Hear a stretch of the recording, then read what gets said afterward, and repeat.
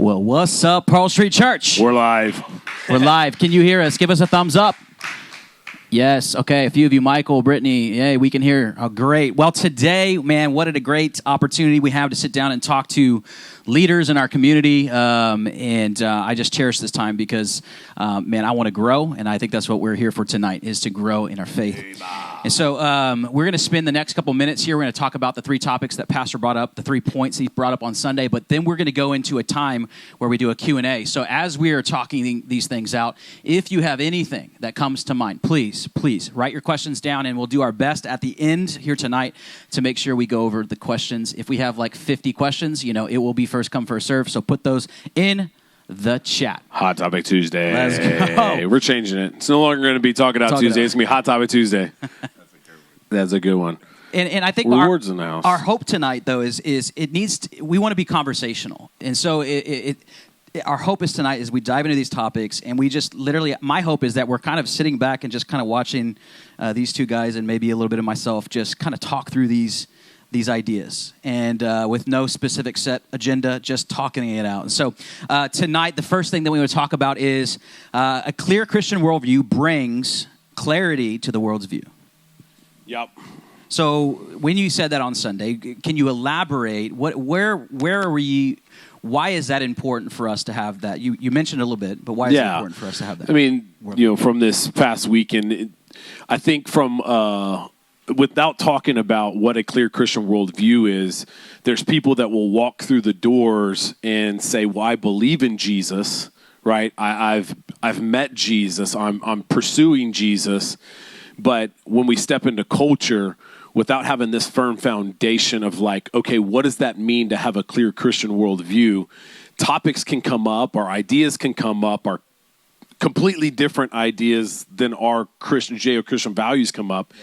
And we sit here and say, well, I don't know, that kind of doesn't sound too bad. I mean, I don't know. I mean, we are compassionate, so why don't we support X, Y, and Z? Or do we, so it kind of puts us on unstable ground without a solidification of what that belief system is.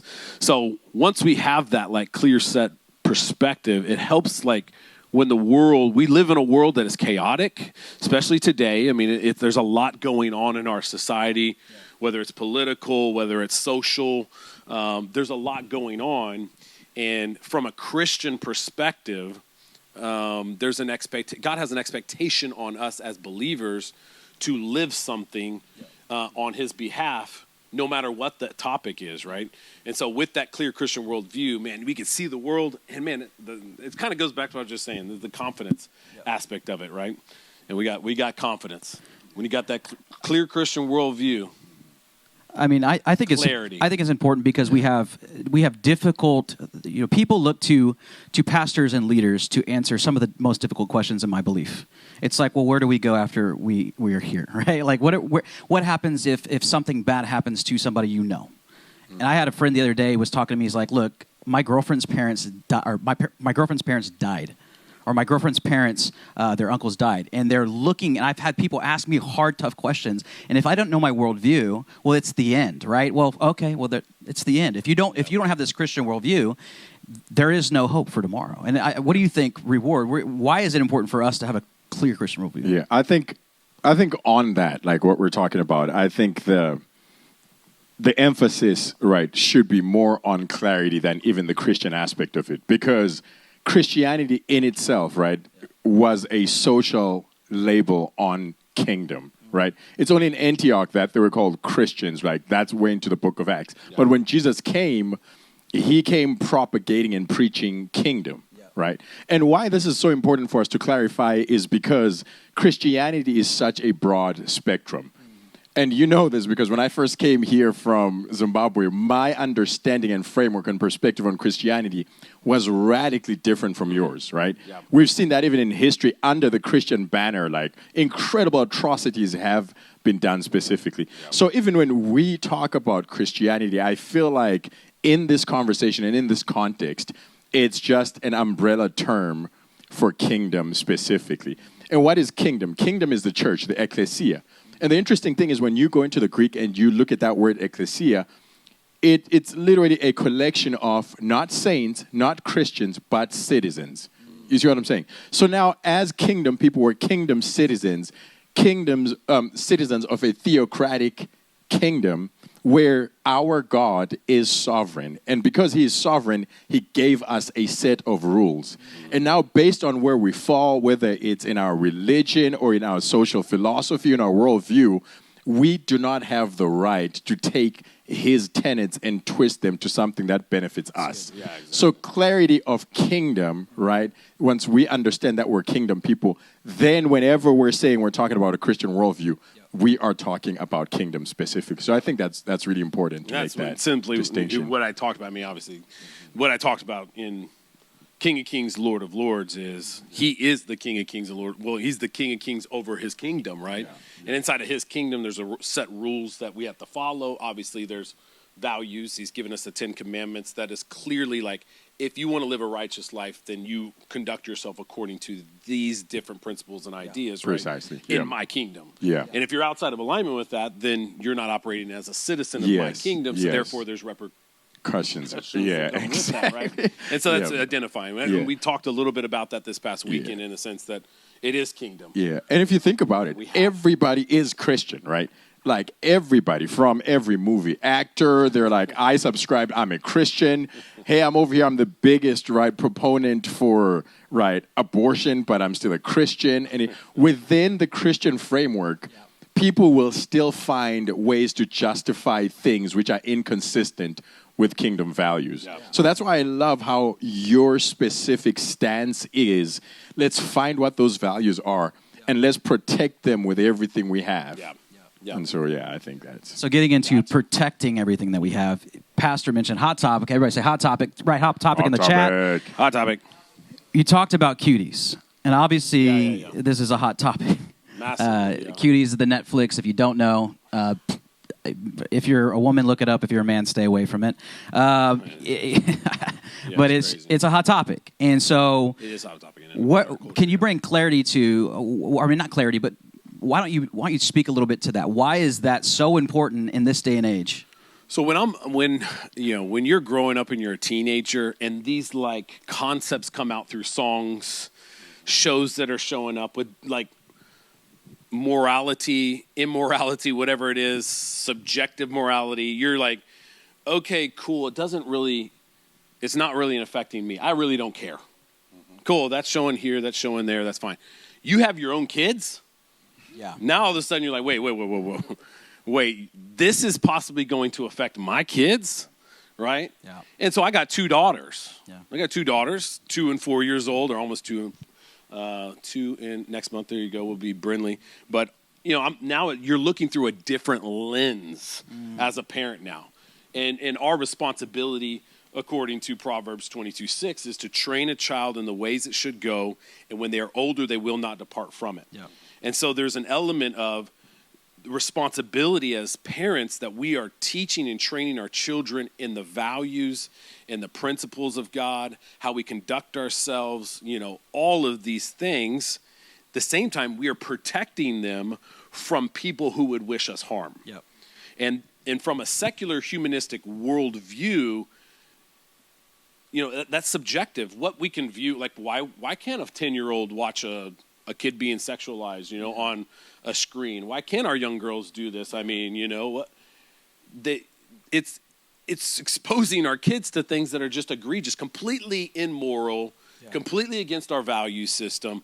And it's our responsibility as adults to make a decision to say, that's not going to happen inside of our culture. Yeah. We should push for the FCC to say, you know what? Don't you put regulations around content like this from being shown inside of our society. Don't allow this to come across on our family news channel. If Christians have that perspective to say we're going to protect our children, then we will stand up and fight for the values in which we wish our kids to learn and be protected from, right? And that's the same thing I would say in the education system. The same thing I'm talking about in pronouns. It's the same thing to protect children. Mm-hmm. Children do not have the ability. They are forming their ideas. They're forming. Look at the book Boundaries for Kids. Mm-hmm. These individuals, Henry Cloud is coming up with the psychology around children's development happens in their formative years. Mm-hmm. And we don't the enemy doesn't know this? Yeah, the enemy knows this. The Bible's very clear. Either you're working for me or you're working against me. If you're not working for me, you're working against me. If we live in a world here today that is not Christian, right? There's a lot of people in powerful positions that are not believers.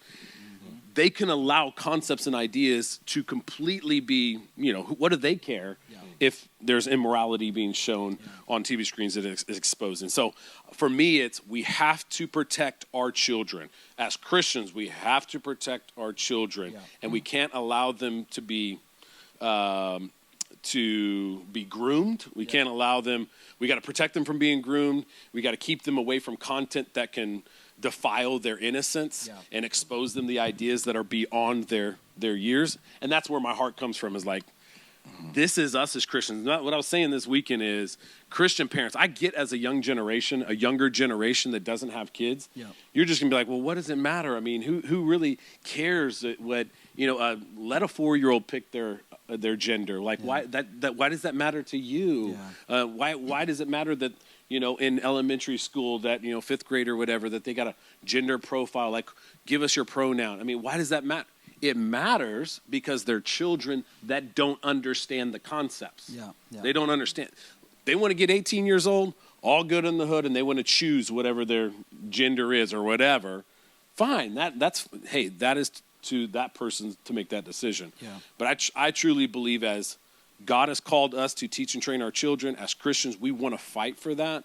And with that, we should fight tooth and nail to the best of our ability to keep the content as pure as possible for as long as possible, to not defile the innocence of our children.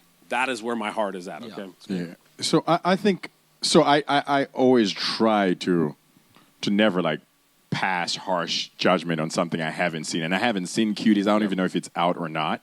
It is. But is it? Oh, it's out. Oh, okay. There we go. So I knew kind of about the concept. I know what people were trying to, but for me, I've noticed that the constant is always the system, right, behind the specific things. So today it's a petition to stop Cuties, and then tomorrow it's another show that depicts Jesus as this and everything, and round we go. My question, and I feel like if we want to be good stewards of everybody's time and attention, then becomes right here as thought leaders, what is the root, right? What is the systemic root that makes people think it's okay to make these movies, right? Because then if we're always at the gate defending against all these things, after a while we're going to get tired. They will outlast us, right? They have the money. So what is the perverted and twisted root that ensures that this film is only caught when it comes to distribution and not necessarily even in the creation of it? And is it a European thing? And if it's a European thing, how can we identify it and deal with it so it does not come to the American system? So maybe as someone who's not well-versed in Cuties and everything that it kind of talks about, why do you think these kinds of things are even made? Let's go deeper. Let's go to the root of. I mean, it comes back to sin, obviously. Sin is an issue. Sin, sexual immorality is sin. Jesus very clearly says, if your hand would cause you to sin, if your eye would cause you to sin, he goes so far to say, gouge it out, cut it off, specifically talking about sexual immorality, that area of our lives. And so when individuals have no framework for that morality, that Christian morality, in my opinion, if you don't have a framework for sexual purity through the Christian moralities, the Christian values that has been laid out to us, then what does it matter to you? You're going to live on the whim of desire. Yeah, and I think right there, PB, you hit a very interesting point, because it seems like there's still a demarcation battle between Americanism and Christianity. From what you're saying, so Reed Hastings, obviously, probably, right, the Netflix guy signed somewhere, which was like, okay, this is a great movie, let's show it, right, as an American. But at the same time, now it's like the Christians are saying this is immoral. So why is it that America might see something as acceptable morality, right? And as Christians, we can go. So is that where the America is going, to where it's always going to be the church versus what is acceptable Americanism? And can we then make it or raise awareness to where these convictions become the convictions of America? Because with the Founding Fathers, the church, right, a lot of church convictions were consistent with American values, and there's been a drift. For sure. So is our role then to re-bridge that gap and bring things together, or to just be like, okay, from now on there is a clear separation from church and state? Like, where do we go from here? Yeah, I'm under the belief that the founding fathers did not mean for the church to be separated from the state. It meant for the state to be separated from the church, right? Just coming from that British empire that they came from, where the state was all up in the church's business. The two were in and of the same, and so it was like, we don't want the state controlling the church. We want the church to have autonomy to do what it's called to do and influence the state, right? So. I mean, I think it kind of goes back to the whole point of what I'm bringing up is awareness for Christians. Yeah. This is an awareness for Christians, right? If our society, what we're living in here today is from like what you would call seeds that we planted years ago, that here today we're living in the fruit of what has been planted in our society. That's right. We can't do anything about those seeds that have been planted, but what we can do is be aware of it. And by being aware of it, we can say, oh, that is not moral. That's good. That is immoral. That's against our value system.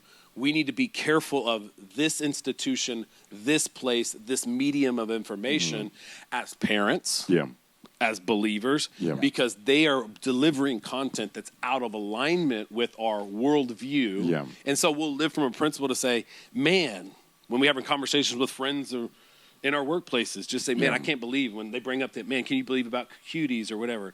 We can sit there and say, man, isn't it sad that our culture has come to a place where we're sexualizing children, that we're allowing us, our society. I would even take that in agreement and raise it and say, I genuinely believe that there should not be a separation of church and state. So, for example, according to the founding fathers, right, church was state. If you are building a state and saying one nation under God, then that literally means that for as long as the American experiment was supposed to be alive, the church was designed to be the conscience of the state.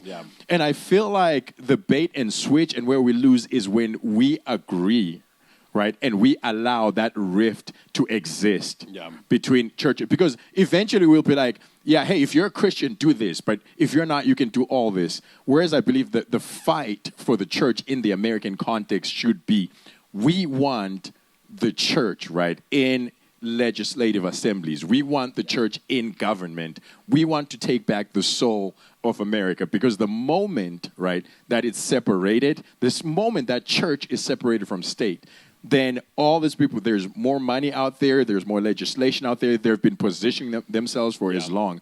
So the battle is to bring That's a bold statement. Church back to That's a bold statement. That is a bold statement. That's a very bold statement. That's the nature of the truth, right? But I would agree. I mean, I would agree with it. You know what I mean? I would agree, right? Well, what would be, would there be consequences to that? Because I think that's, it's an interesting concept, because it's like, well, if the church is the state, well, what does that give the church too much power? And then those leading the church, does that give them too much power to control? And I think that's probably what some people would on the other side would go. Well, we don't have those values that you have, and so you're going to suppress my belief in what I want to do, and that goes back to the sin problem. It goes back to the different worldview of, well, I want to do what I want to do because it feels right. It feels good. And I love what you're saying, but maybe that should be the opening declaration, right? That the truth in itself is absolute, right? There's no subjectivity to the truth. And that truth in itself is power. So for whatever reason, as the people who have been entrusted, right, with a gospel of truth, it means it is going to be a gospel of power. So, yes, it will give the church absolute power. But if our hearts are in alignment with the king and his kingdom, then that's okay, because everybody wants a king like Jesus. You know what's crazy? I've been ever since I started having conversations on on race and all these things, I was like, okay, so looking at race, it's a social, right? It's a social thing, and I was like, okay, I understand. Kingdom, it's about kingdom and citizens. So how can you know the kingdom if you don't know the king, right? So I went back to the 5 books of the law, because that is essentially when God came and says, I am a king. That is his constitution. Yeah.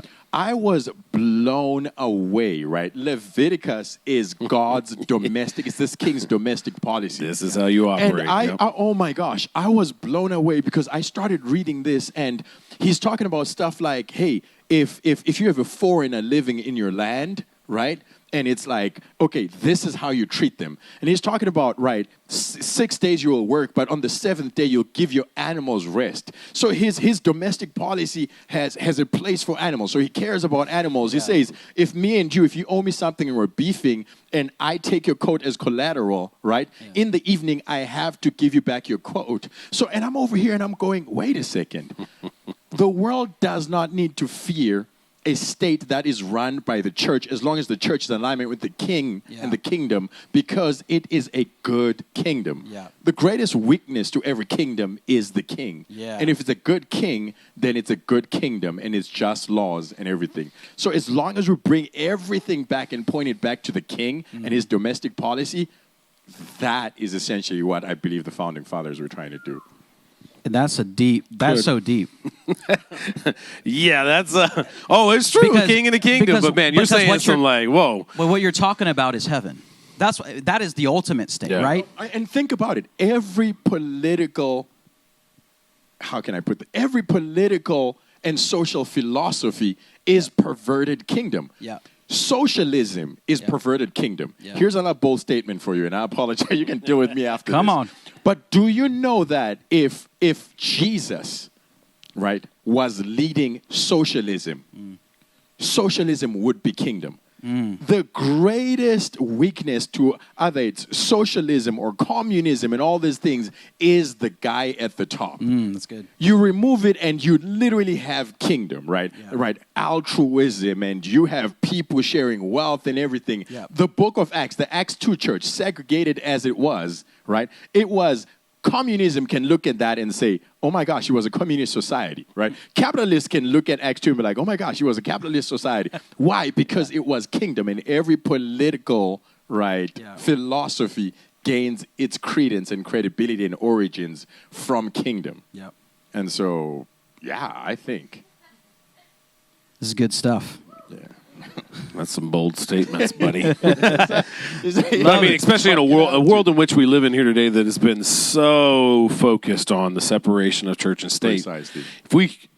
If we stood up and said that as Christians, like, hey, we want the Christian church to lead the American government, there would be people like, you are losing your mind. You are you are insane. And we're going to go after you. We're going to attack you. Exactly. But I think, I agree with what you're saying in a sense, in that sense on like we should desire that, right? Yes.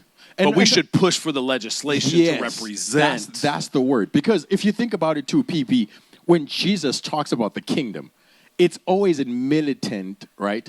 And violent terms, right? Yeah. The kingdom allows violent. It's progressed. Why? Because the whole concept of a kingdom means you're taking territory and grounds from something else. Yeah. But that's why when you go to the Sermon on the Mount, when he's blessed are all these things, what does he say specifically about the kingdom of God? Whose is the kingdom? Blessed are the poor in spirit, for theirs is the kingdom. Why? Because as a kingdom person, you cannot have attachments to anything, not self-preservation, because whenever you make stances for and propagate kingdom, the agenda is coming after it. They're coming after your credibility, your family, and everything. But if those things don't own you, right, then you can stand up for the kingdom specifically. Yeah. That's why I love platforms like this. That's why I love, and we've had these conversations, bold leadership, right? From a place of grace to where your shepherd, your sheep still feel like you're being a shepherd. You stand up and boldly declare. Yeah. In the same way that if I came to your house and started trying to pass some janky laws and everything, you'd be like, boy, not up in here. I have kids. Buddy. I have... Our kids go to sleep at 9 o'clock. Exactly. You want them to go to sleep at 10? Get out of here. And that's what we need. Like kingdom people. And that's my heart is we need bold Christians to rise up in this generation. Precisely. Because cultural norm today is anti-God. Yes. Anti-Christian, Yes. right? It's why every time every Christian stands up, they're always trying to bring him down. Yeah. And that's why, too, and I think it's the last thing, I'll throw it back to you, but so many times we've seen Christian leaders rise up and begin to declare truth without grace, and it alienates people, it isolates people, it comes across as abrasive, and it literally hurts the sheep that they're supposed to be protecting. That's why even in the order, right, it says in the book of John, when it talks about that, right, he comes and we have seen his glory. The glory is of the only begotten of the Father, full of what? Grace and truth. What comes first? Grace. Grace is the context, right, to speak truth which does not hurt or alienate, because the truth is a very powerful weapon. That's what it is. And so with Jesus, he's like, okay, who else condemns this woman? No one? Okay, neither do I. That's the grace. But then go and sin no more. That's good. And you can't have too much grace without truth, because then you just get a bunch of hippies. You can't get truth without grace, because then you just get a bunch of Nazis, right? When you get grace and truth, that's when you get kingdom. That's when you get kingdom. That's when you get citizens. That's awesome. Amen. All right, another hot topic. PB, you mentioned the law in California. Can you explain that to us? Yeah, so where were you going with 1975, a law is passed that if you have this between the separation, if you are under the age of 14 and you have a relation, male to female, the way it's written is you immediately go on the predator's list, right, the sex offender list. And, it's discretionary for judges if they were 10 years apart from each other and 14 and older, right? And so the law that was just passed, is bringing the LGBT community into that to say, okay, everything else that's not just male and female is now put on the same level playing field, right?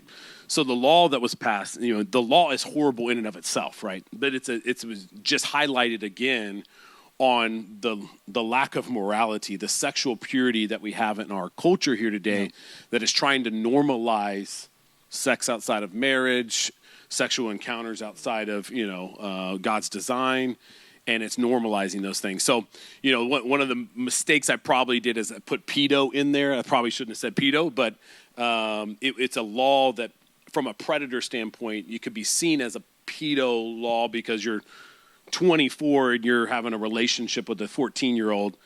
I think a normal citizen would say, that's crazy, right? So the law is horrible in and of itself, and Well, the fact that we have to have that law. The fact that we have to have the law speaks to where we're at in our society.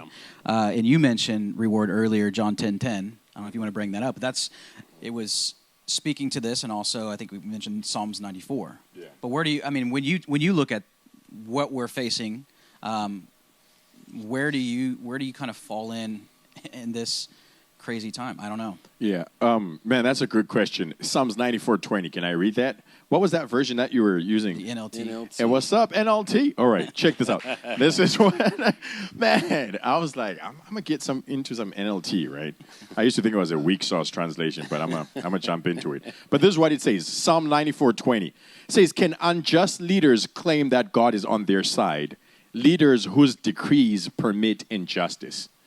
So what is that saying, essentially? It's saying that there are, so objectively, right, just leaders create just laws. Unjust leaders create unjust laws, right?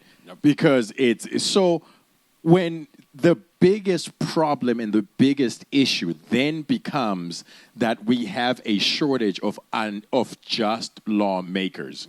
Because whenever I make a law, I will make a law in my image to promote my selfish self-interest. You see what I'm saying?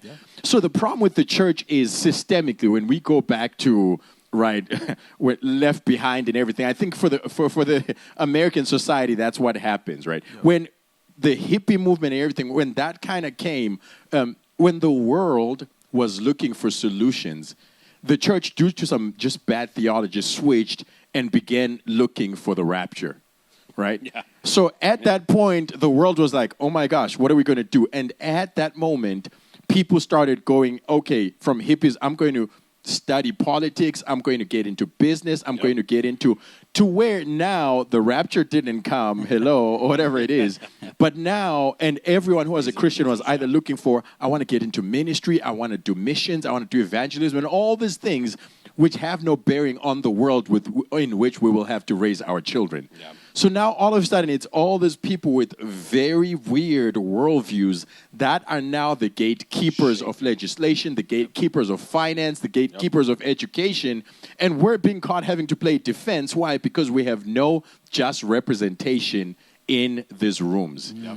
So the first thing is like, and you see it in politics, we're always going, it's like, okay, there's two people or candidates, whoever, in every election, right? Like professed heathens or bigots or whatever it is, and we're going, okay, they have this one sliver of Christianity, so then the entire church world backs that person because they have somewhat conservative values. No, right now what we should be doing is, and here's another bold statement, but I'm just saying it as a joke, right?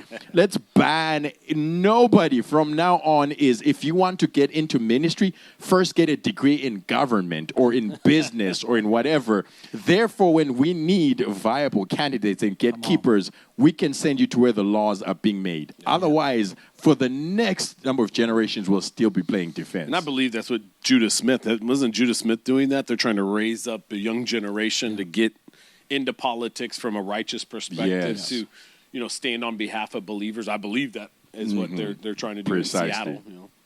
But yeah, I totally agree with that. We need people, we need legislation, we need Judeo-Christian values being lived out. Like honorable people. That's the one thing I'm frustrated with in the political realm is there is such a lack of like people that represent the Christian values, that live a Christian life. Right? And I wish there was more people that was like, I love Jesus. Jesus transformed my life. I'm here to love people and encourage people. Let's build laws and let's have government. I mean, I wish that would. Yeah. And that's why these conversations are so important. And unfortunately, this might not happen in our generation, right? But maybe we are the generation to disrupt this machine that has been churning out all these things and begin to plant righteous seeds and begin to reposition our children in all the places of influence so that Brent's generation can then have just lawmakers, right, which pass just laws. And I think that's how you systemically end everything from racism to... But that goes back to what I'm talking about. In raising our children, we must train a child in the ways it should go. And that training process is overseeing their development process. I love that. Right? And their placement as well. Their placement. Do everything in your power, right? And and I say that from like somebody asked, man, are you is pastor completely against science? No, completely. I'm not against science. But but the conversation, what I was trying to bring up is origins, right? In biology, origins of life, evolution is being taught without a counter idea. Maybe creationism, maybe intelligent design, which is slightly different. These other aspects that at least is giving a child a different perspective than just the secular view. Right? And that is helping them. And so the awareness also with that is if you're a parent and your kid is in the public school system and they're not in a private system, then you have to counteract that. Your development of that child to oversee that development is to say, but this is our worldview that we are created by God and make sure that's clear for him. That the secular world is saying it is this. We are saying it is that. It is a clear difference and they know it. Precisely. Right? So they could stand up in class. Like even, I was thinking about this. If kids are in, a science class in which they are learning evolution and they get to do a project, why don't you have your kid do a project on creationism or intelligent design and let them walk in there with their their fold out deal and be like, I believe that God has created us. He says in Genesis, this, and this. That's what I believe. There is intelligent design. We could be advocates on that. I would even make fun of that kid if I was in that class. Amen. You know what I mean? But that's a part of our responsibility to counteract the culture's secular view that is completely undermining our belief system. For the development of kids, so that they're ready to say, I'm stepping into this world about to throw down. Exactly. And Stu, and that's the last thing, and I'll throw it to you, is the win, right? The win for, let's just say, right, I'm not going to go conspiracy theorist, right, but if there is an active agenda, right, I'm not talking about political or whatever, but there is a light and dark, right, the battle has always been there. There are people who are, right, interested in setting up, right, like for darkness to win specifically. For sure. The win for them isn't necessarily when prayer gets taken out of school or when cuties gets funding to be produced. No, the win is when righteous and just children from those households get taken out of public school systems or whatever. Because as long as you're in this microcosm and you're homeschooled and everything, yes, it protects your child, but what it does is then all the other things that make sense. Because think about it, right? Networking and jobs and connection happens in school and in colleges and in all these things. So if we're in this microcosm, you might raise a just child, but all these people over here who have existed in these schools are now connected and they're making all these laws. So it's going to take some brave parenting that raise their kids to go back into this, right, public school systems, be a light in that darkness, come back home, and you help them process what it looks like when this kid says that and what that happens. And we're bold enough to keep sending our kids there, and it's not just a school of tares, but there's wheat growing up with those tares, and they know how to engage the culture, and they know how to speak the language, and they become relevant later on. Isn't that the beauty? And we look at that scripture not too long ago, but that was what Paul's gift was. Paul grew up in a Jewish society. There we go. Hellenistic culture. And what was he able to do? Bridge the gap. I think that's what we're here on this earth to do. That's right. In this culture. We have Christians that grew up and we're being fed the secular humanistic viewpoint. Yes. But when I go home and when I go to my church, I'm going, no, this is what I believe. Yeah. But I also know what you believe. That's right. But here and if there's anything that we can come to reconciliation on is, well, I can't force my beliefs on you, but I can give you some ideas that are counterculture to what you believe. And at the end of the day, when science, and this is my belief, and this is not maybe biblical, but I believe science reveals God's nature. The more we start looking at the fine details, and I had a wonderful conversation with somebody earlier today about this very topic. The more we start looking at the fine details of how we came to exist, it is more and more convincing to me in my viewpoint because of my background. That God created us. And we can get into that conversation. We don't have to go right now, but that's my viewpoint. And so I grew up in a high school that Darwinism was taught. And it went against my viewpoint. And I didn't feel like I had any right to stand up and say, well, I believe that God created this. And it's going to take a culture, it's going to take a generation to know what they believe and know that, hey, science doesn't scare me. I actually believe in science. I believe that we can study the earth, and the earth will give you glimpse of God's good nature. Precisely. Give us glimpse of His goodness. Let's go. So I'm not going to preach. I'm going to preach that in about 2 weeks. That's very true. So good. That's so good, dude. So good. All right. You mentioned on Sunday, and this is another hot topic, you just kind of brought up the race relations. You brought up Black Lives Matter, and I wanted you to kind of speak to that because I know there was a lot of questions. I had some questions of people, that brought up some things to me, and I want you to just talk to that. Where were you going with this concept of, okay, we have race, we have this thing going on in our country that is, it is, as we talked about earlier, it's hard to just summarize maybe in one sentence. Yeah, it's hard to have conversations. It's hard to speak up on it. When I'm speaking, I think sometimes I, as pastor and shepherd, I believe that every person in our church is engaged 100% all of the time, right? And so when I speak in on something, I may, for the sake of time, not completely say, okay, I've set in every service, right? I think in the last service, I didn't expound upon we had a race conversation months ago that I clearly indicated my heart, Black Lives Matter. Black Lives Matter. We are here for our brothers and sisters, our Black brothers and sisters, to support, encourage, strengthen. I love Black people. I love all people, right? I love all people, right? And we've been here on this journey for a long period of time as a church to support, to stand behind, to encourage, to strengthen, to all people. And that is the heart of Pearl Street Church. That's my heart as pastor, to lead that capacity, that we discriminate against nobody whatsoever based on the color of their skin. We don't discriminate at all against anybody.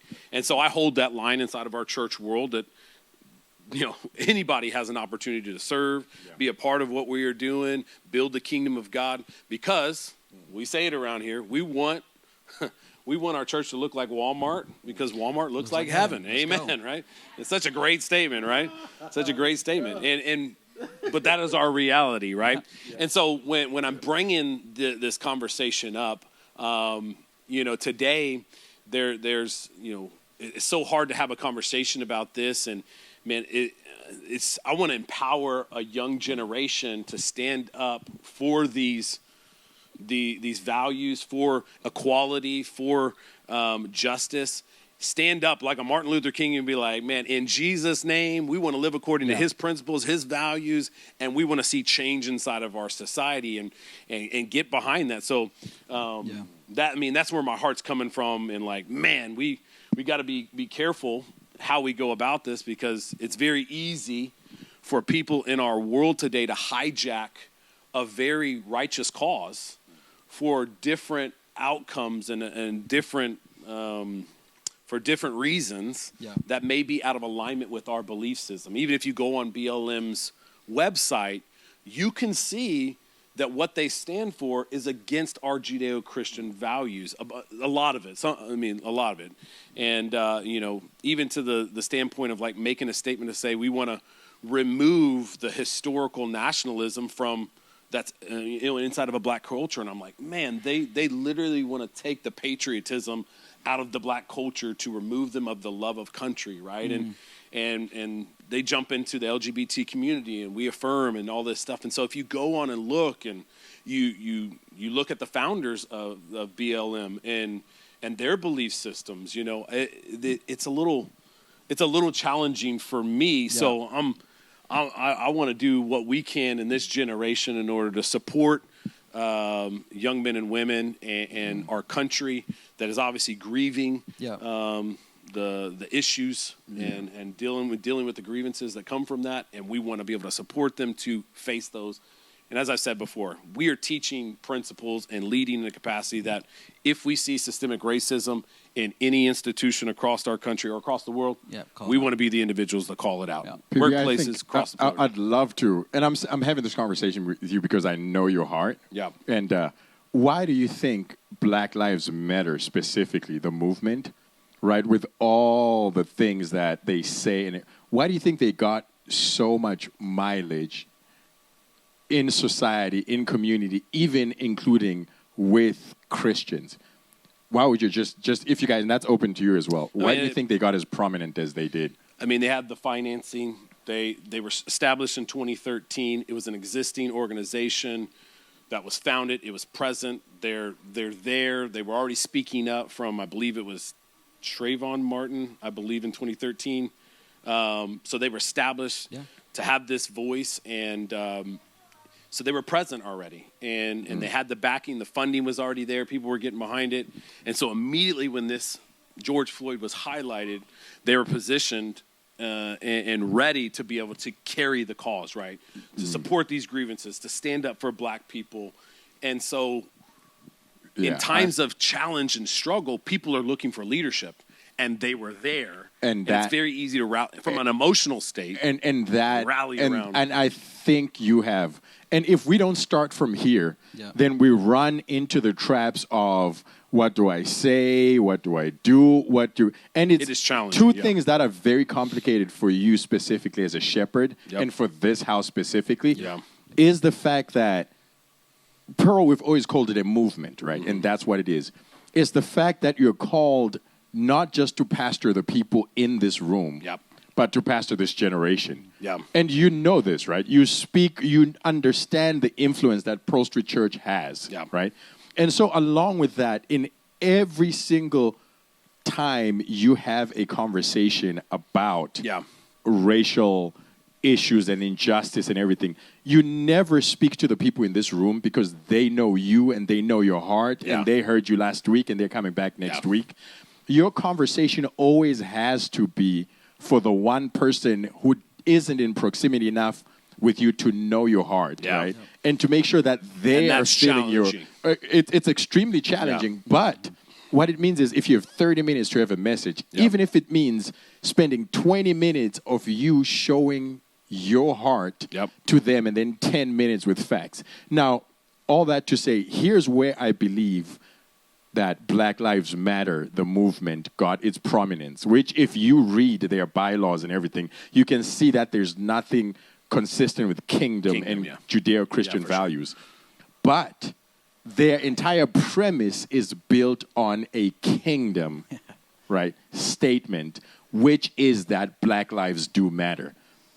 So the reason they got all this prominence is they began saying something which the church, black pastors and white pastors, kingdom people were supposed to be saying, but they were not. So in the end, when I am traumatized and I am being hit, I look around for whoever's saying this, and whoever's saying it, I will rally behind them, and I don't care about their baggage because the people who claim to care for me are not saying this thing specifically. So all that then comes down to something, if I can share this with you, to the book of Job, right? It comes back to, and it will make sense about the racial conversation, it comes back to where black people are and where white people are, right? Black people are going, you know, grief has stages and all the 5 stages and everything. It's like black people are in a position of grieving right now. White people are in a position of just like alter and lost to where they can rationally have conversations around this. But the truth is, emotion and trauma and grief, which is where Black America is not a rational conversation. Let me give you guys an example. In the book of Job, right, I understand this culturally because I come from an African cultural context, and grief in the African context is a communal burden to bear. So if me and you are beefing, right, and I lose a child or someone dear to me, you show up for the funeral. You comfort me. You tell me it's going to be okay. And when I'm at a position to where I'm good again, then the beef continues. Why? Because beef is a personal problem, but grief is a communal burden. And communal burdens take precedence over this. In order for you to understand this, look at the Bible. See, America is still a relatively young civilization, right? So we're out, we're building. We're like, tell me what I need to do and let me get it done. But a lot of older cultures, including English, Shakespearean English, right? Including the African, a lot of African cultures, right? Including Middle Eastern cultures, which is the context that the Bible is written in, are ancient cultures. So when you look at the Bible, for example, let's look at Jesus. Let's start with Jesus. Jesus comes in, right? Lazarus has died. And he comes in holding the answer in his back pocket, knowing that Lazarus will live again, right? Jesus comes in, and what does he do? He sits down and he weeps with those who weep. Why are you crying, Jesus, right? It's like, if he was coming from a capitalistic or a Western framework, he would be like, everybody shut up, I'm here. It's going to be okay, right? You would have come in to fix it. But culturally understood that when people are processing grief, right, you sit with those people until their grief is processed, and then you present the solution, right? And so he does that, and then he comes again and he does that because that's how it is culturally. Now let's look at the book of Job. What happens? Job is rich, and then this crazy calamity befalls him, right? And his friends come, and let me read this for you guys real quick, because and then I'll close my point on Black Lives Matter specifically. So he comes, and his friends, the most intellectual minds in the East then, right? And these guys are convinced that it's Job's fault. Job, you're wrong. And the rest of Job, like literally, it's them trying to convince him that God is right, and Job, you deserve what happened to you. But listen to this. Right, Job 2, verse 11. Now, when Job's 3 friends heard of all this adversity that had come upon him, they came each one from his own place. Eliphaz, Bildad, and it names them. Verse 12. When they lifted up their eyes at a distance and did not recognize him, they raised their voices and wept. And each of them tore his robe, and they threw dust over their heads towards the sky. Verse 13. Then they sat down on the ground with him for 7 days and 7 nights, with no one speaking a word to him. for they saw that his pain was very great. So 7 days, the most incredible minds in the East who are convinced that Job deserves what is happening for him. Yeah. But they sit down for 7 days and they don't say a word until Job opens his mouth and starts processing. And then they're like, okay, if you are ready to process Job, this on you. But until then, they sat down and they wept with those who are weeping.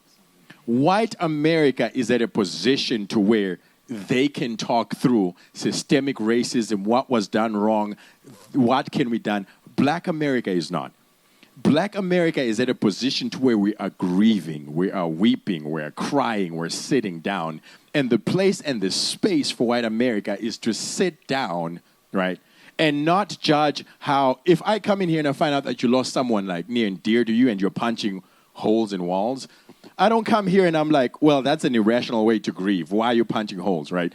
I either hold with you and I'm just like, no, don't punch holes. That's not redemptive grief. Or I just sit down and let you punch as many holes as I can because holes are replaceable, right? But your heart and our friendship dynamic isn't.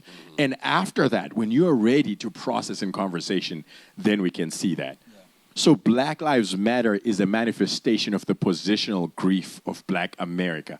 And the role of the church and for white America isn't to talk about what needs to be done or what could be done, but to say, hey, I don't understand what's happening with you. I don't even necessarily need to. Just know that when you walk in through the doors of Pearl Street Church, we will hold you and we will love you until you are ready to process with us in community. That's good. That's good. It does make sense. So, yeah. That is good, because then the conversation I was having earlier with this wonderful individual, I'll point that out again. For me, I'm going, I don't understand it. And she looked across the table for me and she's like, well, yeah, because you don't have that experience. You don't have that perspective. Mm-hmm. And what you just said right there is it breaks my heart, because as a white pastor, I want to help. Yeah. And in America, I don't know what to say. I don't know what to do to help, because I feel like if I have an answer, nobody wants to hear. It's kind of like when your wife wants to just, complain or like tell you her stuff and she doesn't want you to solve it. Yeah. It's kind of how I feel like it is. And I was telling you earlier, so what I'm doing is I go to God and I go, God, I don't know. I'm not the answer, apparently. I don't know how to fix it. I can't fix the entire problem. What can I do? Yeah. And that's where I'm getting to the point where it's like, what can I do? And if it is just sitting alongside and saying, brother, I love you. We're going to get through. Hey, we're going to get through this. That's exactly then what that's what I want to do. That's exactly. When people are weeping and crying, I just need to know you care, right? Yeah. And I love the analogy that you gave with your wife. It's like, and I'm learning this, like almost 3 years in, and I'm learning that sometimes my wife is not looking for solutions, because solutions are an extension of privilege. It means I'm in a space to where I can fix this. Yeah. But my wife, sometimes she just wants to come and process things with me and cry with me and work through her emotions. And most of the time, and you guys are married so you understand this, when she has gone through that process of grief and everything, sometimes the answer isn't even really necessary. It's like, okay, I've gotten out of my chest. Now I know what to do, right? And I think what's the most hurtful thing for a lot of the black people that I talk about and everything, they're like, I thought we were good with Pastor. When it was good, we were good. But I cannot believe that he saw me processing my pain and he said this and he said that. Yeah. It's never the caliber of what they're saying. It's the insensitivity of saying, oh my gosh, what happened? You got hit by a car? I am so sorry. Do you need anything? It's like, yeah, well, technically you shouldn't have been walking over here. So now I need you to pick a plaster from here. And it's, this for Black America is not the time for solution. Yeah. This is the time for solidarity. That's so good. And so, speaking from somebody that has spoken on this stage, it is very hard, because you want to come down and go, well, here's what we can do, and you bring in that revelation. To me, it's almost a little bit freeing, because it's like I'm carrying that weight. I don't know if we experience this or you experience this at maybe in your workplace or your home, but you're just like, I want to do something, but I don't know what to do. And you telling me that goes, okay, let's stick to what we know. Let's stick to, hey, Jesus is the answer. Yeah. Hey, we're going to get through this. Let's come alongside of each other and let's weep together. I don't understand it, but I don't have to understand it. Dude, can I just affirm your heart in that? Yeah. If more white pastors said that, I believe the entire racial conversation within the church world would be at a completely, beyond just the church world. Every black person who's grieving would know that I just need to walk through the doors of the church, and the pastors would love me to health. So you posturing your heart like that, to just be like, hey, I'm a safe space for you to grieve, right? I'm a safe space for you. A lot of the rioting, it's kind of funny, and the looting and everything. It's funny because whenever they ask rioters and looters, the collective, right, conversation was that rioting is the voice of the unheard. That's an indictment on the church because we represent the God who hears. His entire premise, when you read the book, everything that God says is, I hear prayers and I respond. And now as his representatives on this earth, what business do God's people on the outside have to be feeling so unheard they feel like they have to engage in disruptive behavior, right? And I always say this is like, I'm not going to burn down your house if I've sat down at your table. It just doesn't happen that way. As the people made in the image of the one who hears, why are people in San Antonio feeling unheard? And that heart and the heart that you have and that posture of saying, come in here, that is how at this level we begin to fight systemic racism. So then you talked about you wanted to address the Black Lives Matter movement specifically because it's like, well, so what do we do? What do we do? Because the prominent organizations right now is Black Lives Matter. Do we just go, okay, well, because we don't agree with some of the things, like how do we go about navigating this? Are we called to pastor organizations? No, never, right? I think that's one of those, it's like, hey, let Black Lives Matter do whatever it is. When people find out that you genuinely believe and act like Black Lives Matter, number one, they won't need to find that in organizations and try to align it with that. And number two, you will never even have to stand up on social media and say, my claim is that I believe that Black Lives Matter. Why? Because mattering speaks to care, and care is a silent language, right? So Black Lives Matter as an organization has taken over the conversation because we haven't had enough pastors not just saying Black Lives Matter, but acting like Black Lives Matter, right? And why is it that before someone gets shot, we haven't had just white pastors or even black pastors get on a pulpit on a random Sunday and just say, I am just burdened, right? I just want to pray for black people because they don't have the same jobs and that on the South side. Those kinds of things. You do that just three times over the course of a year, right? When someone gets shot, people within your congregation will be like, dude, just come and have a conversation with my pastor. Just come into this area. So we are never called to a pastor organization, so don't get caught up with everything that's happening out there, right?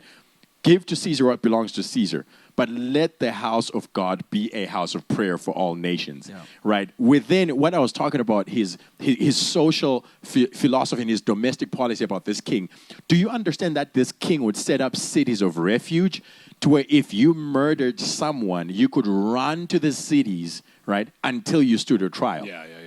So what if the churches once again were positioned to be cities of refuge? Those cities weren't just set up. It wasn't just a quick tent set up because someone had killed someone. No, there were existing structures that people knew that if I kill someone, I can run here. What if our churches were cities of refuge to where people knew that once I walk in through the doors of Prosper Church, it's a racism-free zone where they don't have to plaster on the walls, but Black Lives Matter within the wings of Pastor Brent's ministry and Pastor Brian's ministry. Let's establish that in all the politics and the nonsense that comes from there's other wolves out here and there's organizations that are trying to take away from this. Still to hijack the movement. Precisely. Let's build houses where Black Lives Matter. Yeah, that is incredible right there. And if you don't know, Reward has had a bunch of conversations with a whole lot of individuals from multiple different spectrums on this radar right here on racial injustice, one being Big O that literally marched in Baltimore the day of the riots with Elijah Cummings, Senator Elijah Cummings, rest in peace. And literally you've sat in rooms with individuals and talked through this. So that's just an incredible perspective on taking, all that you've heard, seen, and bring it to this house so that we can learn and hear and process. And obviously, these are massive things inside of our society. Yeah. Pearl Street is called to be a movement to make a difference. We want the ripples of what happens in this space to flow out into our city. And we have that ability and that calling and that mandate.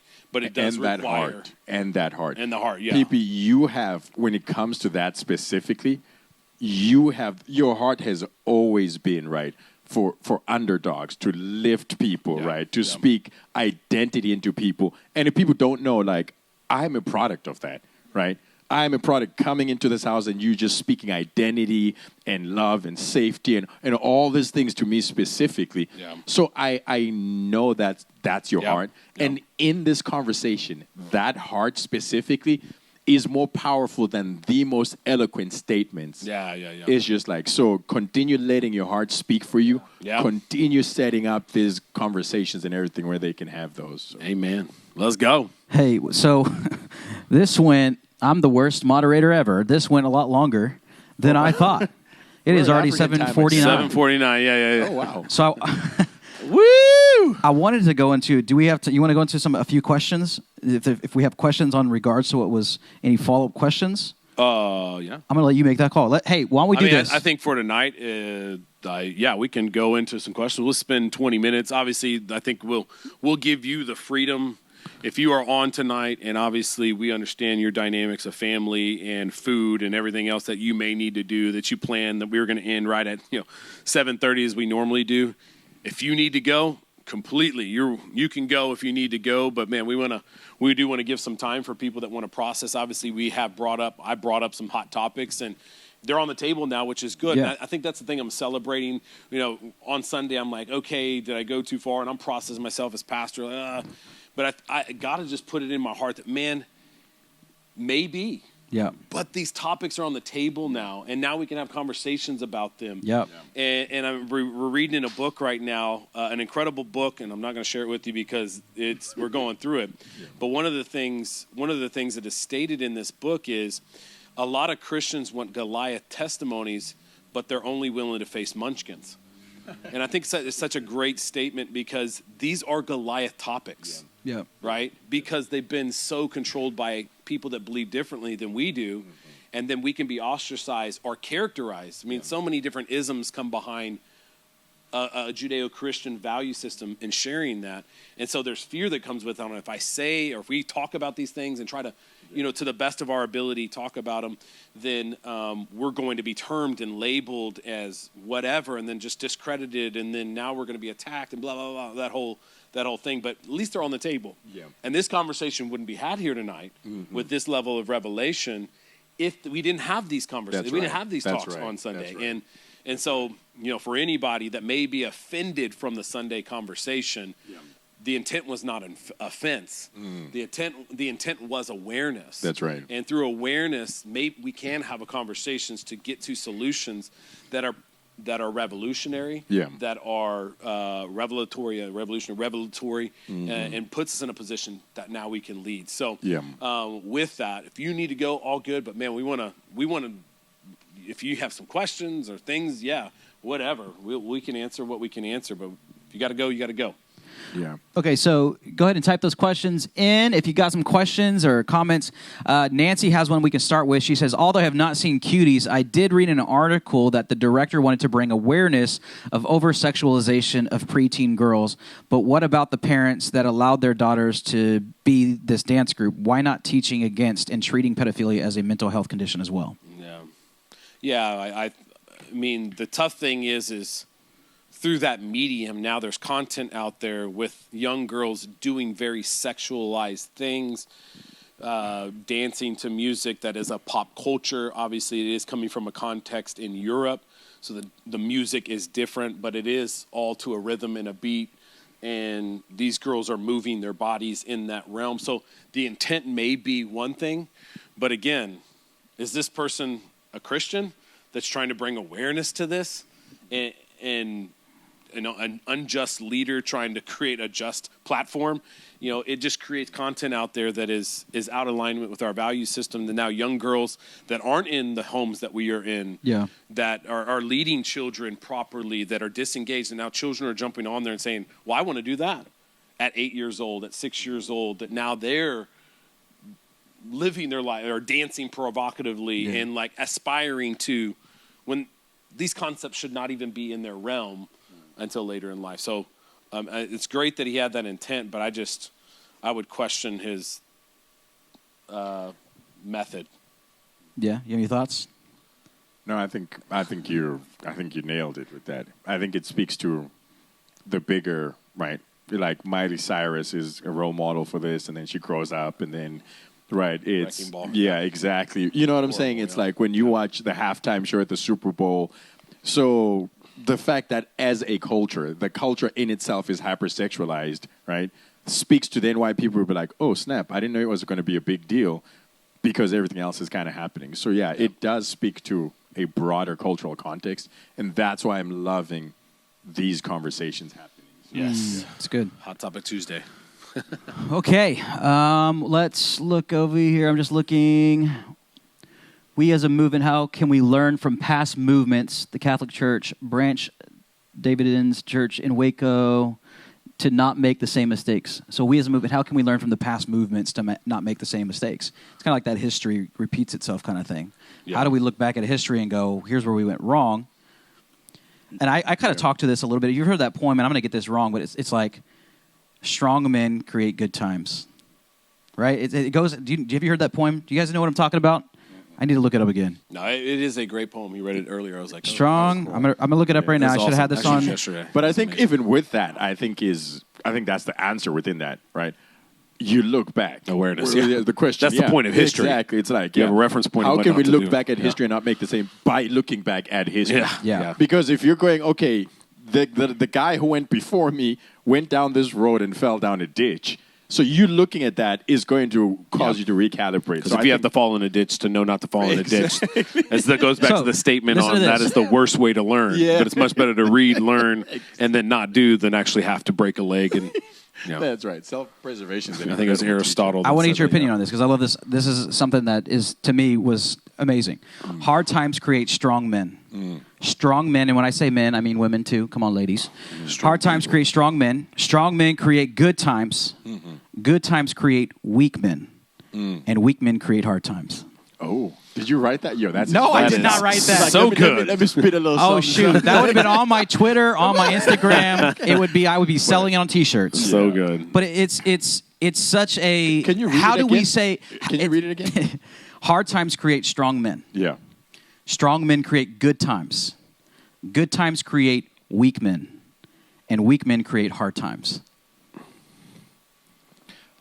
I think... So how do we stay strong? Like that's the crux of it, because it's like we grow up. Facing challenges. I mean, he's saying through challenges you create strong men, and strong men create good times. Because it's inevitable when you have strong men or women. Leaders through experience facing the challenges. But I think it's a not necessarily right there, right? It's like, I think after the second part, where it says, what was it? Read it again. And hard times create strong men. Yeah. Strong men create good times. Uh-huh. Good times create weak men. Okay, so right there, between like the strong men and the good times, I think that doesn't necessarily translate, because then subjectively it's like, well, what's a good time, right? You see what I'm saying? I know what a good time is. Kidding. I can tell you what a good time is. Right now. I can show you a good time. Right now we're having a good time. But you know what I'm saying? Because I could take that and swing it the other way and say like, right, strong men create other strong men, right? Strong fathers breed strong sons, who then breed. So after a while, it's a strong culture. Yeah. So I feel like it's just something that was taken to swing in the opposite direction when it could easily swing the other way as well. But what about this concept of, like, for example, there is this whole idea out there to take really cold showers the first thing in the morning. Why? Because that is not comfortable. And it goes to that comfortability. And I think as the church, we shouldn't get comfortable with just... I don't know. Maybe, yeah. So see, that's where they got it wrong, because they made good times synonymous with right comfort, or like. So there's this book. I don't know if you've the coddling of the American mind. And I think that's where the premise statement comes from. And the concept is anti-fragility. And what it essentially says is the whole philosophy of anti-fragility talks about the human expression gets stronger through adversity. So, for example, how you build muscle is, right, you rip the muscle. It's like when I cut you, scar tissue forms over there. And he was talking about how in coddling, look at this, the American mind, and not necessarily their coddling of the American system or the political. It's like within that, I would then argue and say that if you're creating weak children, then you're not a strong man. You see what I'm saying? So I think it kind of speaks to that. You would love that concept because you think anti-fragility and the coddling of the American mind speaks to that. Yep. You're gonna have to. I can't even spell that. Good. So you're Anti-fragility. I have to get that on. Anti-fragility. Just got that on tape. that. Awesome. Well, let's look at the next question. How can we be bold? I think a good one is how can we be bold in what we believe in without making people feel like we are pushing our faith on people? Because that's something this past week. And like, we got to be Christians. We got to see the world. We got to be able to push our perspective. But it is the connotation that is, or at least the popular belief out there is, don't push your religion on me. Like, I don't believe in that. That's what you believe. Cool. Don't share. And there is that idea out there. So I think we say it around here, and you can elaborate from maybe your perspective, but it is, people don't care how much you know until they know how much you care. And living a life where your testimony is on display, it's how you live. People will know us by our love, as Jesus would say to us, and like, man, the world will see who we are and know our love and what we believe in. But through relationship, conversation can be had. And if we lack the availability, that's emotional, like how does intimacy happen? Intimacy happens through, if you look in the book of The Power of Moments, it talks about in here the connection points, like how do you build a deep relationship? And it's through the vulnerability and sharing your life with somebody. But if there's no like demarcation point on like, hey, you are spending the time, you have no ability to then share and be vulnerable. So having the availability, the emotional availability is a big one. Having the time, literally, I'm willing to give up my time. No greater love than to give up your life for another. Time, your life is time. You get a set amount of time. We talked about that before. And so if we live in a world here today where we are available, we are willing, then it's over time. Like just the other night, you know, and Heather sometimes, she'll get frustrated with me because we're trying to leave the house. We're trying to go. We're like on a schedule. We're trying to go. And this is the one day I walk downstairs and my neighbor, after 2 interactions with him, then opens up. Oh, wow. Like it then, well, who are you? What are you? What are you about? And I'm like, oh, okay, cool. So I've done enough crazy interactions on what's up, you know, that whole deal on who I am and just like somebody that then he's like, okay, now it's time to be vulnerable. Yeah. Who are you? Oh, you're a pastor. Where are you a pastor at? Oh, you're downtown. Where you close to Pearl? Cool, man, we're gonna have to check that out sometime. Yeah. And so it was through availability and willing to give up time. I love that. Over interactions. Yeah. And just that care. I'm like, dude, I'll sit here for 20 minutes if you want. I'll be here 2 hours if you want. Yeah. Because I am available. I will adjust everything else. I will deal with my wife later. Yeah. Right? Yeah. Because this moment right here could transform his life. Yeah. It has the power that he may come to know Jesus. He may already know Jesus, but I don't know that yet. He may come to know Jesus. So I think if we live in a world where it's less yelling, right? The bullhorn mentality and more of the Jesus mentality and like, I'm going to live something before people and then spend 3 years just completely transformed. Yeah. And I think, too, in agreement with that, Pat, it's also very important to know that it's not a zero-sum game. It's not either or. It's both. Yeah. So it's not a dichotomy. So, for example, I like how they say it, pushing our faith. We are not supposed to push our faith on people. Yeah. Because what you're talking about is that's a personal thing. Yeah. My faith, my subjective faith and how it's transformed me, the power of testimony, is something that I do in communion with you. Yeah. But we are called to push the faith on people. You see what I'm saying? So my faith is personal. It's something that I share with you. Yeah. But at the same time, I am still called to stand up and boldly declare the truth Jesus Christ. without apology. And we're called to do both. Yep. as people. Yeah. So many times people are like, well, I can't just shout it, so I'll look for a relationship. But we don't necessarily. And Jesus did both, Yep. right? He would go and preach to the masses, and then he would come around his people and teach and do all those things. So we're called to push the faith on people because that's the nature of truth, right? The nature of truth in itself takes territory. Yeah. But then to not push our faith, but to present it to people in a space of Jesus Christ. What really helped me was freeing when I came to the realization, and I go back to the scripture where it talks about the kingdom of heaven is like this. It's a farmer that scattered seed. And and our responsibility is to scatter seed, which is being bold in your faith. Yeah. But with the understanding that it says the Lord will bring the rain. It's not my job in So that good. one moment That's so good. to preach the faith, Yeah. preach boldness, and Yeah. expect a harvest in that one conversation. Come So on. I have to live a life consistent with my beliefs Yeah. to know that I share my faith, but I love don't have that. to save this person in this moment. I love that. There might be moments that happens, Yeah. and I'm going to be in tune to the Holy Spirit, which is what you're doing, Pastor, there. Yeah. But I don't have that pressure of, oh my gosh, if he doesn't accept the Lord, well, I haven't been true to what my faith is telling me to be to reach Yes. people. Yes. So I don't have to worry about, all I have to do is scatter seed. And I just have to trust that the Lord's going to bring the rain, and the Yeah. rain's going to bring the harvest. And when the harvest is ready, Let's go. Dude, whether it's my responsibility that's or so your, powerful. at some point, Yeah. that harvest will come. And if you think about it too, right? Billy Graham, all right, he can go there and he would stand stadiums, millions of people, and proclaim the faith. Yeah.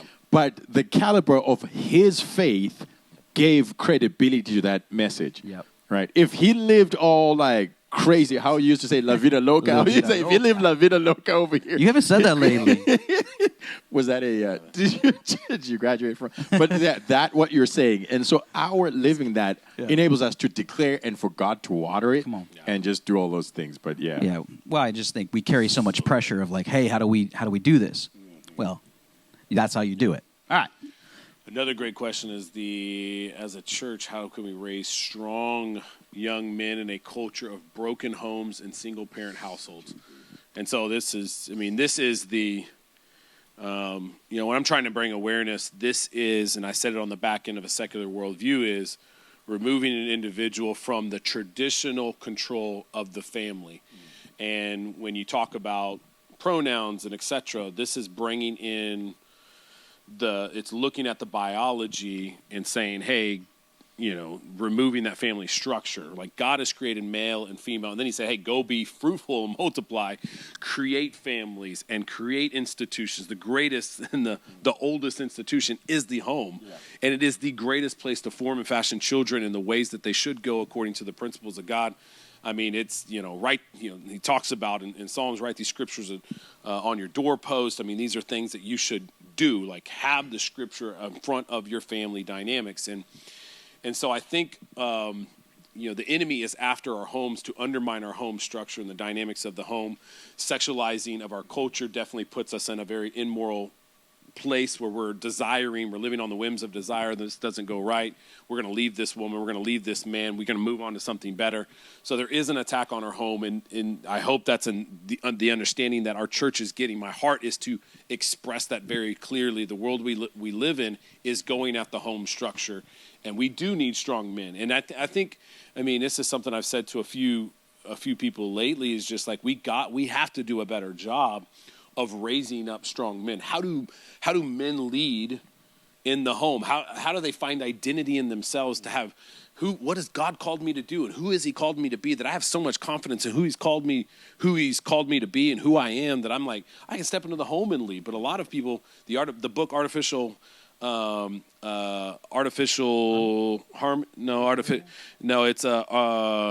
Artificial Maturity, I think is the name of the book, that it talks about we're not putting the responsibility on young men to develop into men, into men. Good. That's good. So they live in a prolonged state of adolescence without a sense of responsibility in order to lead and be responsible and care. And it's a great book to really give an understanding of where our culture is at as men. And so, one of the things I talked about a couple weeks ago at our men's gathering that we had online was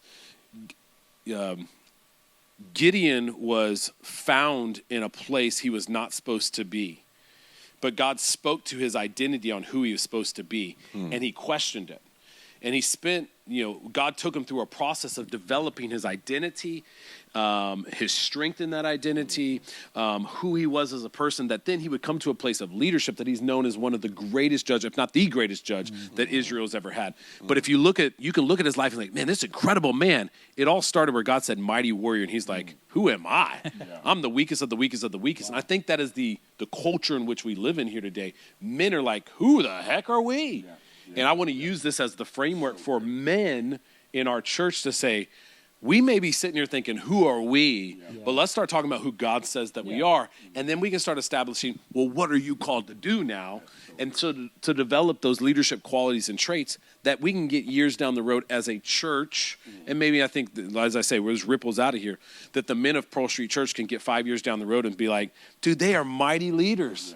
They're some of the best leaders in our culture, But we may be starting in a wine press, dug down with not where we're supposed to be today. And that's recognizing, I think, is the main thing we got to do. But and this is, we got to mentor. And to say this is not the expense of women. This is not at the expense Ella's of got women. their own thing they're doing. Ella, they're mighty women, right? And so Ella's it's like is doing something different. Yeah. So, what do you have anything on that specific? How do we teach men in our society?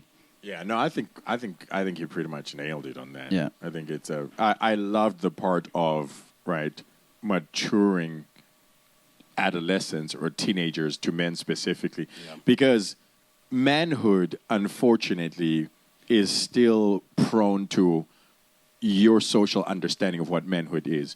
Within certain cultural context, being a man, is not being affectionate and beating women or whatever. Yeah. In some contexts, being a man is being violent and not. So that whole thing of, once again, within the parameters of the culture, culture and Christianity, we figure out first, what do strong, healthy men look like? Yeah. We draw up a blueprint, right? Because if you think about it, you said it.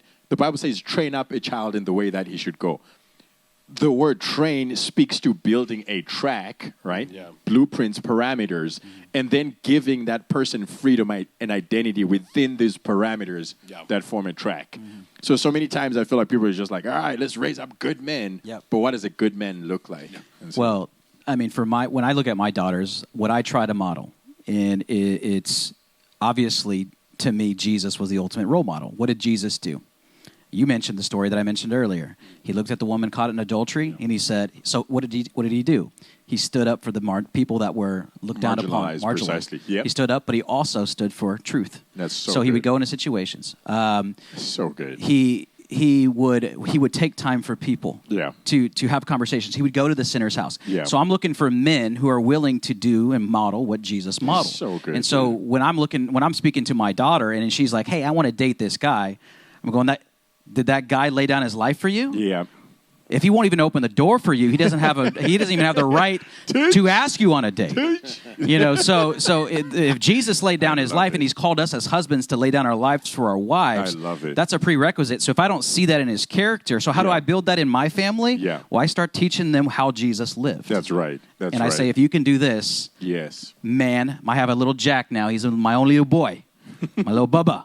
And you better believe I'm going to teach them. This is how Jesus lived, and I believe the way you see me treat your mom, the way you see me respect, the way you see me open doors, the way you see me love and be affectionate, and the way you even see me cry with my wife. That is the man I want. That is the man I want you to be. And I think that's you saying that is so powerful, because Paul didn't say imitate Christ, right? He says imitate me as I imitate Christ. So you being the role model, and when your son's like, why do you act like this? Well, it's because Jesus this. Because Jesus wasn't married and he didn't have any kids, but then you become you see what I'm saying? Yeah. The contextual embodiment of a married Jesus with children. Yeah. So I think it's also important. I've seen so many times. Should be a book, Married Jesus with Children. Exactly.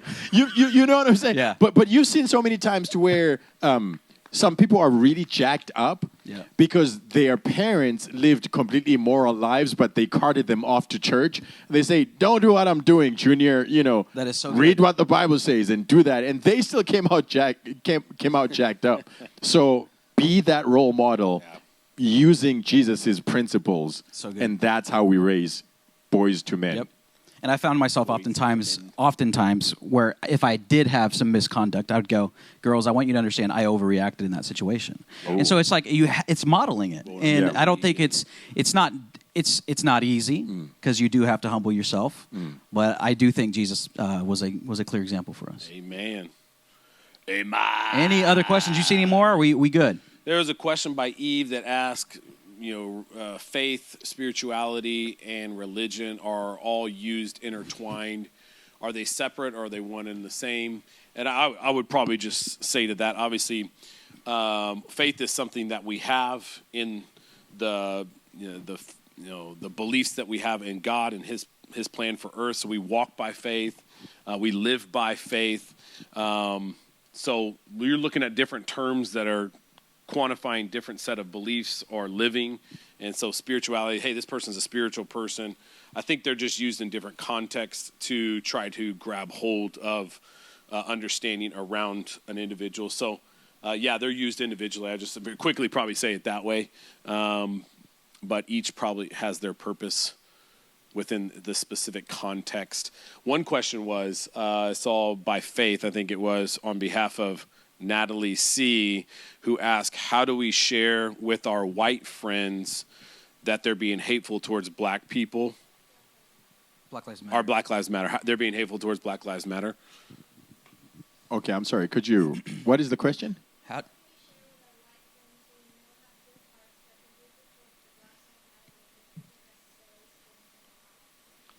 Okay, so I'm trying to understand the question so I can. So there's white friends have good hearts, but they hate the movement.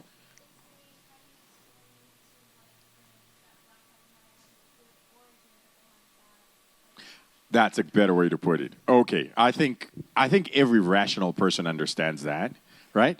I think it's pretty self-explanatory. It's like, all right, I agree with you. Here's what the biggest frustration I've seen that white people have towards black people is when they can see that clearly that the movement of Black Lives Matter has an agenda, but intelligent black people are going, I don't know what you're talking about. And they're like, we can clearly see what this is.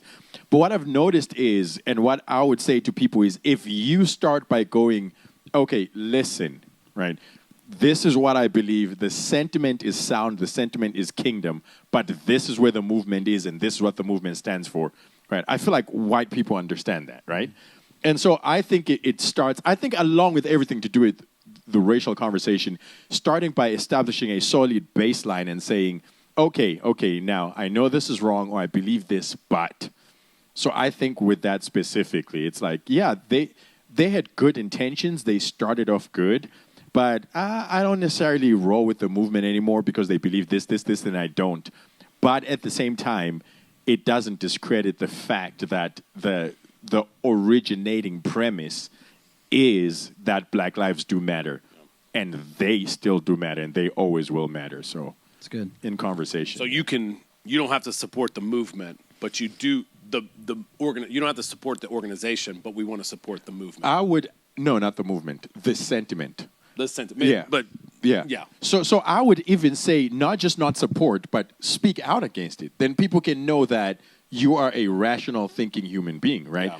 So for me, I have no qualms in going, listen, I went and I read and I saw that Black Lives Matter wanted to attack, right, marriage, and it wanted to attack all these things that I find sacred and that I protect and that are dear to me and that I'll die for. So because of that, I was like, okay, I'm done with the movement. But in my post, I still hashtag Black Lives Matter. And whenever I do that, I say, listen, I subscribe to the sentiment that Black Lives Matter because it is kingdom. Yep. But I don't send your money to the organization. Don't support the organization. Speak out against the organization because there's an agenda there. But in your speaking out, so all I'm saying is whenever you have to deal with Black Lives Matter, make people know that the sentiment is kingdom. Black lives do matter. Yep. The movement, I don't jive with those guys specifically. But what I fear is if a white person speaks out against the organization, that's where the isms come in. But okay. So, I mean, you're going to have to immediately. How do we go about? We can't speak out as white people. We can't speak out against it. Why not? That's where cancellation. No. I genuinely believe, first of all, that as white people, you should. No, I genuinely believe because, right, here's the thing. Here's what, do you know what the Lord told me in this conversation? And I'm being really honest, right? The Lord told me is like, in order for you to take bold stances for things you believe in, you run the risk of being canceled, right? But people cannot cancel what God has endorsed. Right? Period. Yeah. So if you are going to take a stand for what's right, so let me ask you this. Do you believe that Black Lives Matter becomes right simply because you're white? No. Black or white, the movement itself, right, is coming against the things you hold dear. Sure. So with that, then, are you saying that your sense of self-preservation then stops you from speaking against things that you believe are right? No. So whether people cancel you or comment you or whatever, you say, listen, as long as it's clear, I do not support this movement, but I support the kingdom sentiment that Black lives do matter. Yeah. And if people want to come at you for the truth, then what better way to come at me for than the truth? Yeah. So white people need to stop being afraid of offending people and stand up for what is right and declare it. Because here's the nature of offense, right? The English word, you take offense. Isn't that how you talk about offense? Someone has to take offense. Mm-hmm. So sometimes you stand up for what's right, right? And you stand up, and if your heart is right and your perspective and your thing is right, then you are not responsible for someone's decision to take offense. Yep. As long as you don't mean to offend and as long as your heart is pure, because when you stand up for the truth, it will offend the liar. Mm-hmm. And the liar, you don't even need to speak. And the liar is empowered, number one, when people believe the lie and when the truth is silent. Yeah. In the same way that darkness is empowered when light doesn't shine. So yes, PB, speak out and say, you know my heart, you know my movement, you know my ministry, right? I believe that Black Lives Matter, but I don't support the movement. I don't support all these things. Because if you're not standing up for it and saying it, then I'm just another black voice saying it. And we need kingdom allies who are not afraid to stand up for what's unpopular and be canceled. Wow. So by all means, if you're white and you're reading well, this, if you go to our church and you are a young person, right? You got to be behind me because at the end of the day, we live in a world, and that's why we got to have these conversations, because just by me making statements like that, if I would make those statements I do not believe in the organization because the founders are Marxist trained. They completely have a different worldview. Their ends are completely different than a Christian, Jesus' intent, right? Yeah. And his plan for humanity. If I said that, I believe there's a young generation that are going to side with the narrative and walk. Precisely. So two things I will say to that. If you're watching this and you go to Pearl Street Church, cover your pastor. Cover your pastor. Pray for him and everything. That's what I'm saying to you, to Pearl Street Church specifically. But at the same time, you cannot say these things if it's not from a position and a place of grace. Yep. Because remember, we talked about that whole thing. Because so many times, right, we have this whole educate the masses, and we stand up and we speak, and it alienates and it hurts as leaders, people that's my heart. I'm a leader. Like, let's go, let's build, let's bring the solutions. If you got a problem, you got a nail in your head, I'm going to rip that thing out. I'm going to get a doctor to fix it. Like, you're good now. You're better. You're good, right? Let's go. Let's keep building, But it's a little harder to slow down. Yeah. And like you're saying, let's just sit. Just sit with a black community and let them grieve, and then wait for them to speak the process. And that is a little... And think about this, right? Let me give you this analogy, right? Your job description, PB, is a shepherd. Yep. It's a shepherd, right? David was a shepherd. What did he do when the wolf and the bear came against the sheep? Yeah, he definitely But killed you those never suckers. hear that he ever used his staff and his sling on the sheep.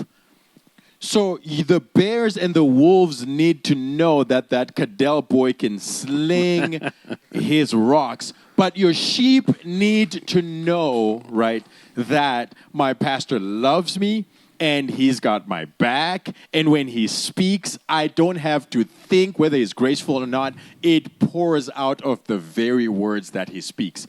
So for you, that becomes the balance then of how do I stand up and protect my people, but at the same time, not just sling rocks irresponsibly and end up hurting my own sheep. Yeah.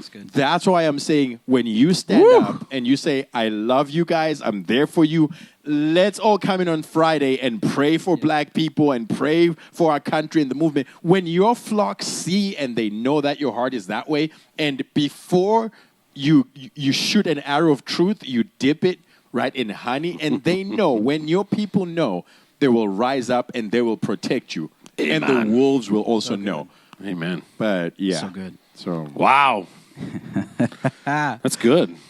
That's really good. but that's, you are a good shepherd, right? And that's why it's like you process as a shepherd, you process at the pace of your slowest sheep.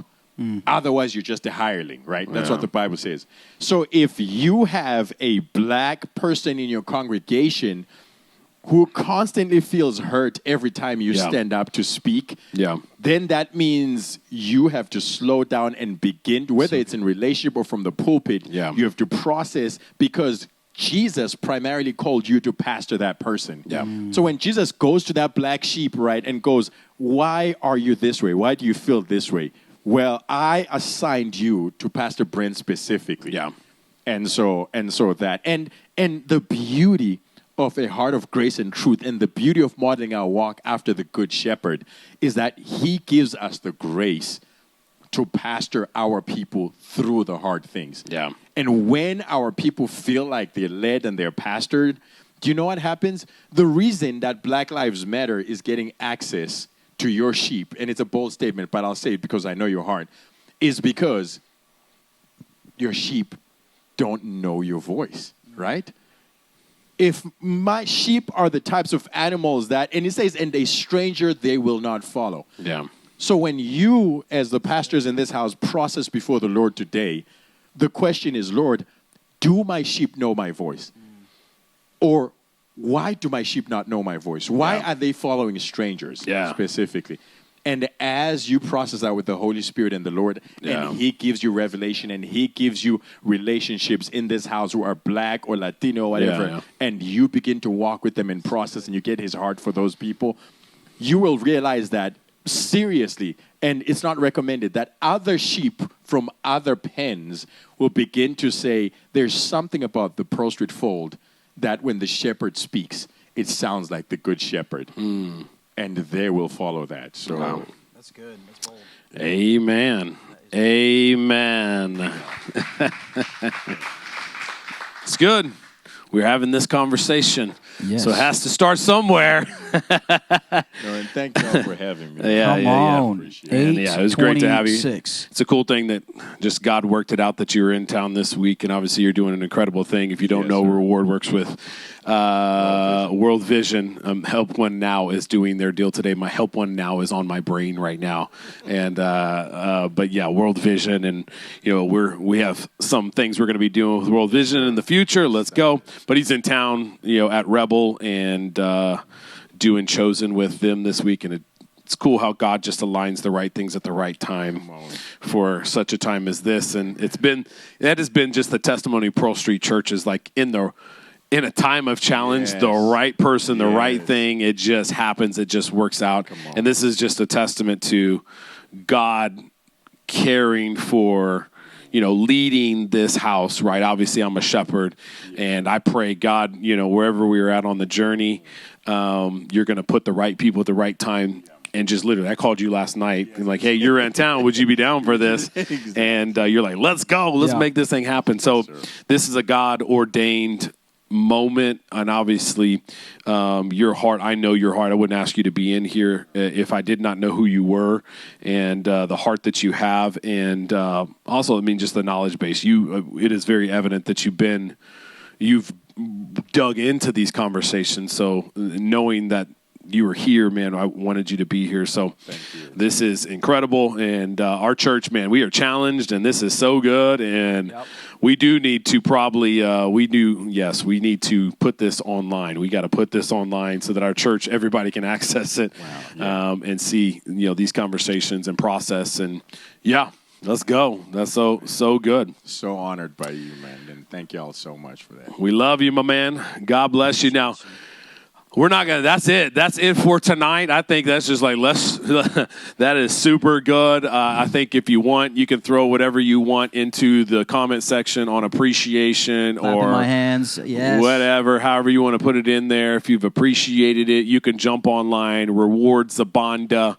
go tell him thank you, DM him, just telling him thank you for jumping in.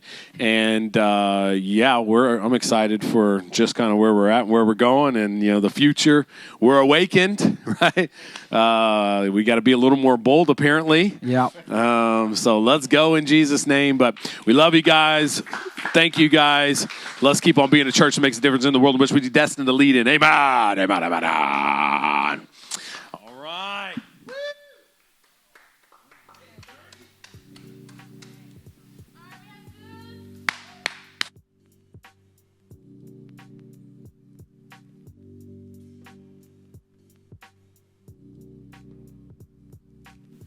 You gotta pretend like you're talking.